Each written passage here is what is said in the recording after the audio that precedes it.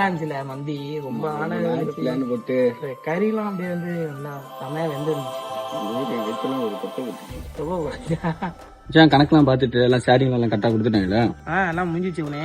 அது ஒரு 400, இது ஒரு 500. ஜூஸு மட்டும் 200 அவனே 190 தான் கொடுத்தேன். இன்னும் 10 ரூபா தரணும்னே. இல்லை மச்சான், இப்போ நாளைக்கு கொடுத்துறேன்.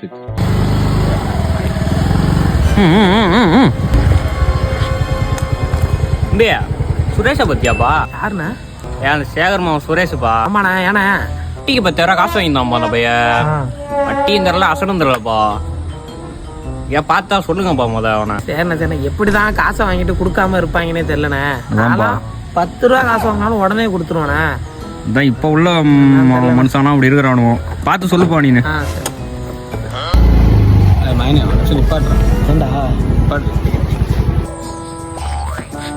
உனக்கு நான் 10 ரூபாண்டா தரணும். அதேண்டா ஊரு கூட சொல்லிட்டு இருக்கேன்.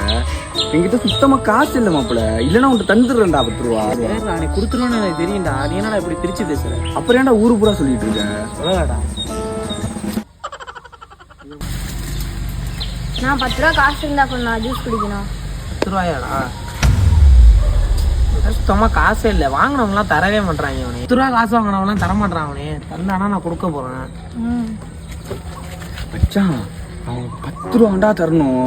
தந்துடுறேன்டா. என்கிட்ட சுத்தமா காசு இல்லடா. 10 ரூபா பிச்சை எடுத்தாச்சு தந்துடுறேன்டா. 10 ரூபா 10 ரூபா 10 ரூபா 10 ரூபா 10 ரூபா 10 ரூபா 10 ரூபா 10 ரூபா 10 ரூபா 10 ரூபா தம்பி. 10 ரூபா இருக்கா? 10 ரூபா 10 ரூபா 10 ரூபா 10 ரூபா 10 ரூபா 10 ரூபா 10 ரூபா.